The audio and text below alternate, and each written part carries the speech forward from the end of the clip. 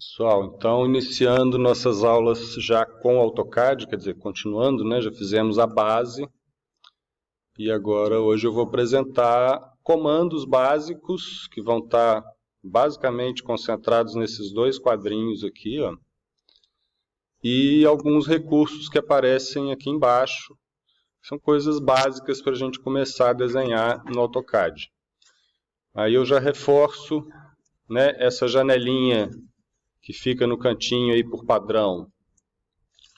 Encaixem ela aqui embaixo, ó, porque isso aqui são as linhas de comando. Todo comando, né, toda ferramenta que a gente acionar aqui, todo comando que a gente der no AutoCAD, vão ter instruções aqui que vocês têm que estar sempre atentos, prestar atenção, porque às vezes os comandos têm etapas intermediárias e aí vão ter sempre instruções aqui do que é o próximo passo, o que o próximo clique vai significar aí na tela do CAD. Então eu gosto de deixar isso sempre aqui para poder ver. Isso aqui também tem um histórico. Se eu rolar para cima aqui, ó, ele vai registrando um histórico dos comandos, né, área, informações diversas vão aparecer tudo aqui nessa janela aqui embaixo. Então, começar com as ferramentas de desenho. Então, eu vou mostrar as ferramentas, elas, né, para localizar isso está bem fácil, estão praticamente todas aqui. Então, eu vou mostrar as ferramentas e algumas formas básicas de utilização, né, começando pelo mais básico aqui, que é uma linha, né, a ferramenta Line.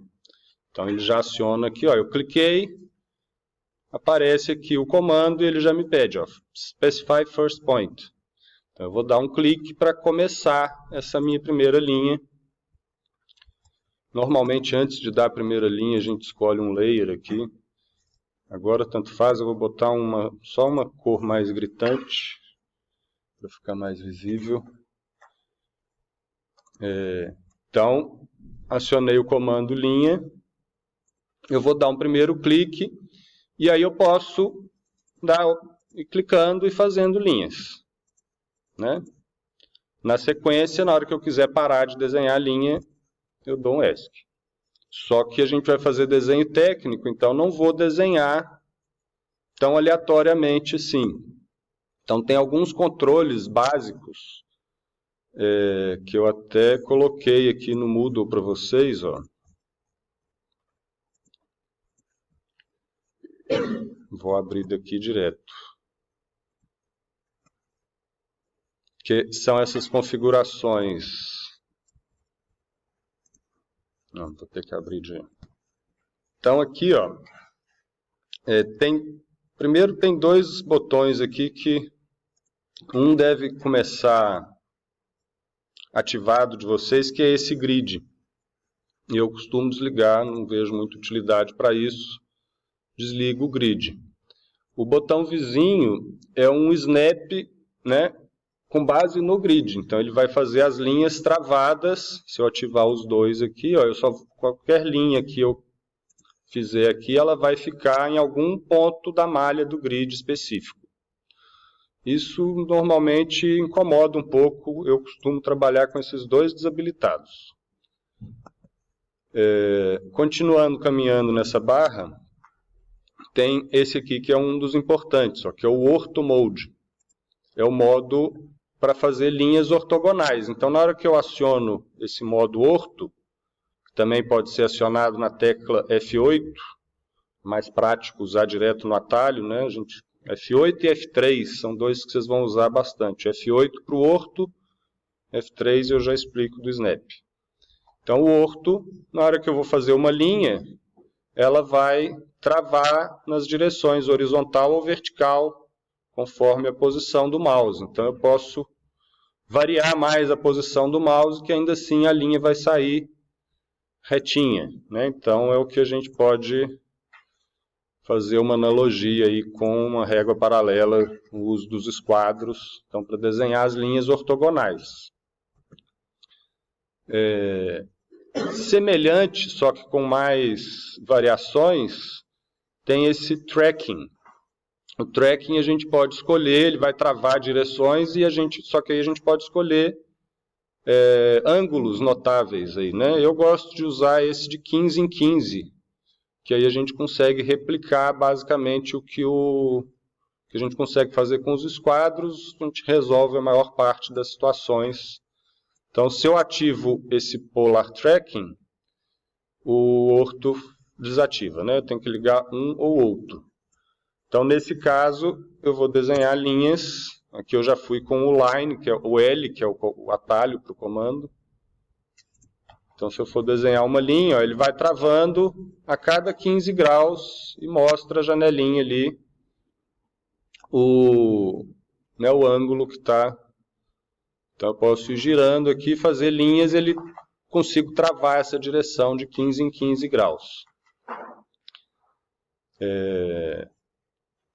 Então, assim, se eu quero fazer uma linha com um tamanho específico, com um ângulo específico, eu posso usar esses, né? Para o ângulo eu posso usar um desses dois, e para a dimensão basta eu dar a direção e digitar um valor que eu quero, né? Fazer uma linha de 1 metro, eu vou digitar 100, aí ela vai ficar maior aqui, ó. Então, eu estou trabalhando em centímetros, o AutoCAD não tem unidade definida nessa área de trabalho, né? A unidade que a gente desenha, se eu faço uma linha de 100, para mim aquilo é centímetro, então eu estou desenhando em centímetros, né? 100 para mim são 100 centímetros, é 1 metro. Nós vamos desenhar em centímetros. Eu estou mais acostumado assim, não é obrigatório, vocês podem fazer em metro também, né? Futuramente, mas aqui na disciplina eu vou pedir para a gente desenhar sempre em centímetros. Então eu fiz uma linha com um ângulo definido aqui para cima. Posso fazer isso, né? Se eu estou com o polar ligado, ó, eu posso fazer uma linha a 30 graus com 150. Então ele vai dar a direção, a dimensão linear ao longo da direção que a gente usou aqui. Tem uma outra forma, né? Posso fazer horizontal a 15 graus, né? A 60, enfim, consigo fazer todos os ângulos. O zero do AutoCAD é sempre essa direção horizontal à direita. Eu consigo fazer linha com um ângulo específico também. Se eu quiser fazer uma linha com 10 graus, aí eu posso começar a acionar as linhas de comando aqui embaixo, ó. Na verdade, comandos de teclado, né? Eu posso dar um primeiro clique e eu posso dar uma coordenada. Eu posso digitar arroba. Então, quando eu digito arroba durante um comando, eu estou abrindo uma caixa para dar uma coordenada. E aí eu vou digitar o comprimento da linha que eu quero. Então, vou fazer uma linha de 2 metros. E aí o sinal de menor e eu digito o ângulo que eu quero. Então, se eu quero fazer uma linha a 280 graus, então ele vai contar a partir desta direção que eu dei, mas vai fazer a volta aqui de 280. Então, ele fez para cá, ó.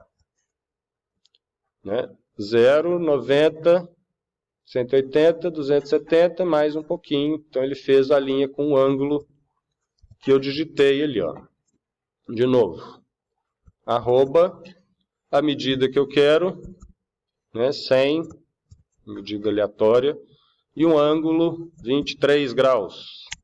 Aí ele faz uma linha com 23 graus. A referência é sempre essa horizontal para cá, assim, ó, nessa direção. Aqui está o 0, ele vai contar no sentido anti-horário.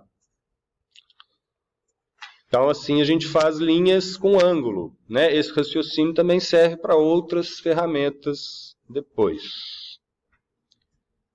Então, esse ajuste do Polar Tracking, né, para a gente escolher qual que é a configuração, eu gosto de deixar esse 15. Eu salvei essa imagem aqui só para vocês terem como referência, né? Então, está lá no Moodle, se vocês esquecerem, está lá.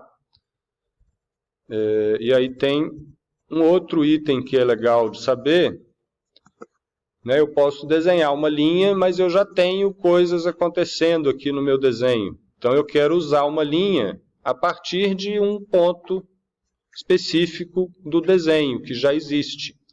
Então, existem os snaps, que são esses quadradinhos. Então, os snaps são pontos notáveis que ele vai identificar aí no desenho. E aí tem uma lista deles, que eu também coloquei aqui para vocês fazerem a configuração, alguns que eu costumo usar com mais frequência. Então, tem o endpoint, que ele vai identificar a extremidade de cada linha, de cada aresta. Midpoint, que ele vai identificar o ponto médio de cada linha. O centro, que ele vai identificar o centro de arcos e circunferências. Node, ele vai identificar um ponto de inserção, isso mais para blocos que vai aparecer. Quadrante, para ele identificar os quadrantes principais de arcos, círculos, circunferências, enfim. Então, ele identifica os 4 quadrantes principais. A interseção, o encontro de duas linhas. Né? Quando duas linhas se cruzam, ele pode identificar a interseção, é importante. Eu falei do Node, o Node é outra coisa. Inserção é que é o ponto de inserção dos blocos, né, de componentes que a gente usa no AutoCAD, e o perpendicular, ele vai identificar uma linha perpendicular a que a gente está traçando. Então, eu gosto de deixar esses daqui ativos. Então, na tela do AutoCAD, isso está aqui, ó, esse quadradinho. Se não tiver aparecendo alguns deles, vocês procurem aqui do lado. Ó. Tem um botão lá no final. Se não tiver algum desses que eu estou falando, vocês procurem lá no final. Me avisem que eu mostro. Então aqui, ó, eu deixo esses snaps marcados. É só ir dando o tiquezinho aqui que ele vai ativando. Então, ó, vou fazer uma linha.